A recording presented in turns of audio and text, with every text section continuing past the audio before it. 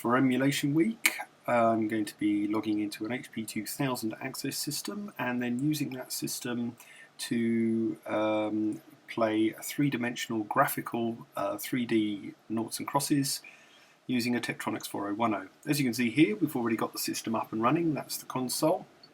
And what we're now going to do is launch the Tektronix 4010 emulation, which is fortunately embedded in Xterm.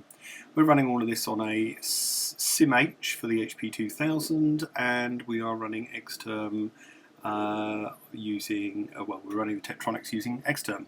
As you can see, we've got the Tektronix display up here now, and we are about to log in to the system as a user. To do that, we say return line feed to get the please log in thing, and I'm now going to log in with my demo account.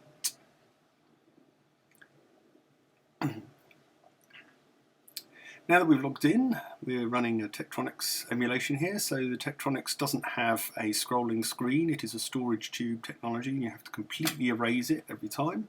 But we're going to bash straight on and execute the three-dimensional Tic-Tac-Toe or noughts and crosses program. In the era of the computer, we would have done that using a teletype, but as we're using a Tektronix here, we can actually have a graphics display. And you can see here an example of how the Tektronix doesn't clear the screen or scroll. It folds the screen into 40 columns, and if we carried on, it would actually overwrite. But we are executing the three-dimensional Tic-Tac-Toe now. And as you can see, it now draws a 3D noughts and crosses screen. And here I am with the crosshair. I'm just placing my cursor there on a Tektronix. That would be done with two thumb wheels or a joystick. Of course, with the emulation I can do that with a mouse, so it's much more straightforward. And then I can enter my X as a cross, and it will add that and then play its own move. So there's my X, and the computer has played an O down here.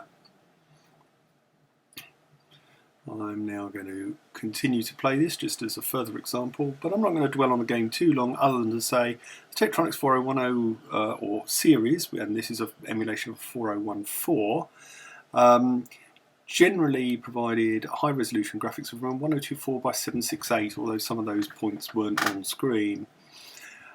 It was a vector graphics system, as you can see by the straight line drawing here. There's no memory map or anything. It is done all entirely on the storage tube, and the only way that it actually knows anything about where graphics are and stuff like that is by sensing the tube. So it's literally done a bit like radar was in the 1960s as well.